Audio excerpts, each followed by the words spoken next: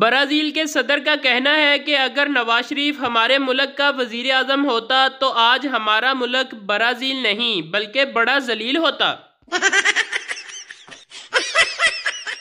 बस में बैठे दर्जी का फोन बजा, उसने फोन उठाया और बोलने लगा, तू बाजू काट के रख, गला मैं खुद आकर काटूंगा। अगले स्टॉप तक सारी बस खाली हो गई।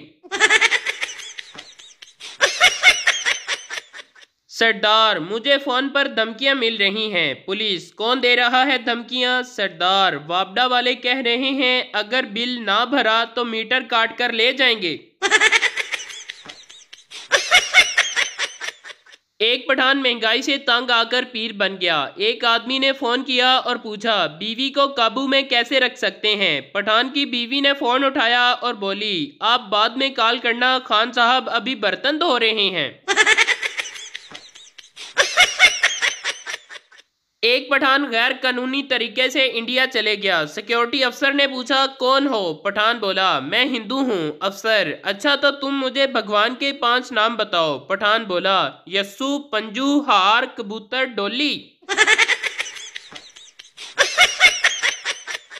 पूरी छींक का मतलब है किसी ने आपको याद किया, और जो छींक आधे रास्ते में रुक जाए तो समझ जाओ किसी को आपकी याद आई मगर उसने दफा करो कहकर टाल दिया। वो कौम जिसकी मादरी जुबान पंजाबी हो, कौमी जुबान उर्दू हो, दफ्तरी जुबान अंग्रेजी हो, दीनी जुबान अरबी हो, कौमी तराना फारसी में हो और फिल्में हिंदी देखते हो, ऐसी कौम से तरक्की की उम्मीद रखना ऐसे ही है जैसे कट्टे से दूध की उम्मीद रखना।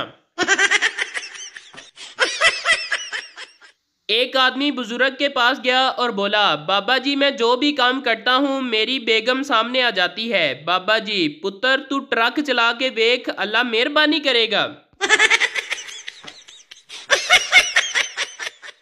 टीचर स्टूडेंट से ABC सुनाओ। Student ABC। टीचर, और सुनाओ। स्टूडेंट, अल्लाह का शुक्र है, आप सुनाएं। टीचर शागिर्द से, मुझे अपना नाम इंग्लिश में बताओ। शागिर्द कुछ देर सोचने के बाद बोला, लॉन्ग लाइफ ओवन। टीचर, इसका क्या मतलब है? शागिर्द, उम्र दराज भट्टी। बहनों से नरमी से पेश आया करें, एक दफ़ा ब्लैकमेलिंग पर उतर आए तो फिर ये अपने आप की भी नहीं सुनती। कल बहन ने पिज़्ज़ा मंगवाया, मैंने लाने से इनकार कर दिया। आज अब्बू के सामने ऊंची आवाज़ में बोली, भाई चूल्हा जलाना है, माचिस नहीं मिल रही, ज़रा अपना लाइटर तो देना। लड़का, जान तुम अब बदल गई हो। लड़की, कैसे? लड़का, अब मैं तुम्हारा हाथ पकड़ता हूँ तो तुम पहले की तरह शर्माती नहीं हो। लड़की, कमीने, पिछली मर्तबा शर्मा के आंखें बंद की तो तू परस से 300 रुपये लेकर भाग गया था। माँ बेटे से, अपने लिए एक लड़की ढूंढो जो नमाज, परहेजगार, पर्देदार, नेक सीरत हो। बेटा, अम्मी आप ये बताएं उससे मेरी शादी करवानी है या आपने पानी दम करवाना है? अक्लमंद आदमी जब कोई खास और अहम फैसला करता है तो बहुत सोचता है, दिलो दिमाग की सुनता है, हालात को परखता है, दलील को ज़ेरे गौर लाता है, मस्बत और मनफी पहलू का जायजा लेता है, अपने वालिदैन बहन भाइयों से राय लेता है और आखिर में करता वही है जो उसकी बीवी कहती है। रात में शोहर की आंख खुल गई, देखा बीवी सो रही है और उसके पैर के पास एक नागन बैठी थी। शोहर धीरे से बोला, डस ले डस ले। नागन बोली, कमीने चरण छूने आई हूँ, गुरु हैं ये हमारी। बीवी, हमारे गांव में पहला 24 घंटे बोलने वाला रेडियो मेरे अब्बू लाए थे। शोहर, अपनी माँ के बारे में ऐसी बातें नहीं बोलते।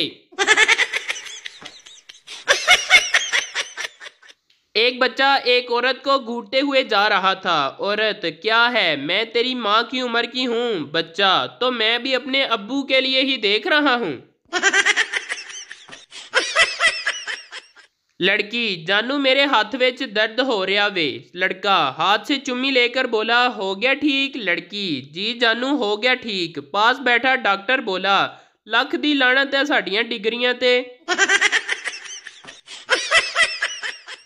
अगर आप चाहते हैं कि लोग आपको अच्छा कहें तो अपना नाम ही अच्छा रख लें, दूसरा कोई ऑप्शन नहीं।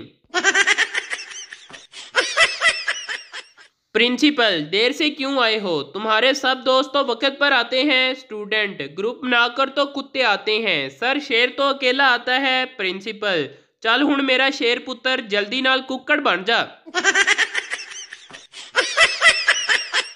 माँ ने अपने नौजवान बेटे को आवाज दी, बेटा नीचे आ जाओ, इतनी रात गए तक छत पर क्या कर रहे हो? बेटा बोला, अम्मी चांद देख रहा हूँ। अम्मी बोली, बस करो, बहुत देर हो गई है, अब तुम भी नीचे आ जाओ और चांद से भी कहो कि अपने घर चला जाए। बीवी, तुमने शादी से पहले क्यों नहीं बताया कि तुम गरीब हो? शोहर, 1000 बार बताया था कि मेरे पास तुम्हारे सिवा और कुछ नहीं है, लेकिन तुम पागलों की तरह हंसते जा रही थी। शोहर, अगर मैं मर गया तो तुम दूसरी शादी कर लोगी? बीवी, नहीं, मैं अपनी बहन के पास रह लूंगी। और अगर मैं मर गई तो? शोहर, मैं भी तुम्हारी बहन के साथ ही रह लूंगा।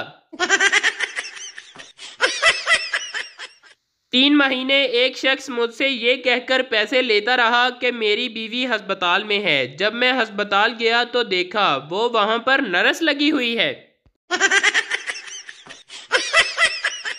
एक फैसलाबादी कार धो रहा था, तभी पीछे से एक औरत गुजरी और पूछा, कार धो रहे हो? फैसलाबादी, नहीं, पानी दे रहा हूँ, शायद बड़ी होकर बस बन जाए। चोर की बीवी ने शौहर से कहा, घर में राशन खत्म हो गया है। चोर गुस्से से बोला, अच्छा ले आऊंगा, पहले दुकानें तो बंद होने दो। एक सरदार जी ट्रेन चलाया करते थे।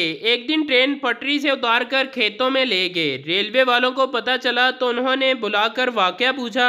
सरदार जी ने कहा, क्या करता, आगे 2 आदमी आगे थे, उसको बचाना भी था। एक अफसर ने उसे डांट कर कहा, एक आदमी के बदले पूरी ट्रेन बर्बाद कर दी तुमने, उसको ट्रेन के नीचे ही कुचल देना था। सरदार जी ने जवाब दिया, मैंने ऐसा ही किया था जनाब, लेकिन वो कमबख्त पटरी से उतरकर खेतों में चला गया और मैंने ट्रेन उसके पीछे ही दौड़ा दी। अस्पताल में सारे पागल रो रहे थे और एक पागल चुप करके सोया हुआ था। डॉक्टर ने सोचा शायद ये पागल ठीक हो गया है। डॉक्टर ने पूछा, तुम क्यों नहीं रो रहे? पागल बोला, चुप कर जाओ, मैं मर गया हूँ, इसीलिए तो सब रो रहे हैं। न्यूज़ रिपोर्टर, आपके शौहर की मौत कैसे हुई? बीवी, जहर खाने से। रिपोर्टर, लेकिन जिस्म पर निशान कैसे हैं? बीवी, वो जहर खा नहीं रहे थे।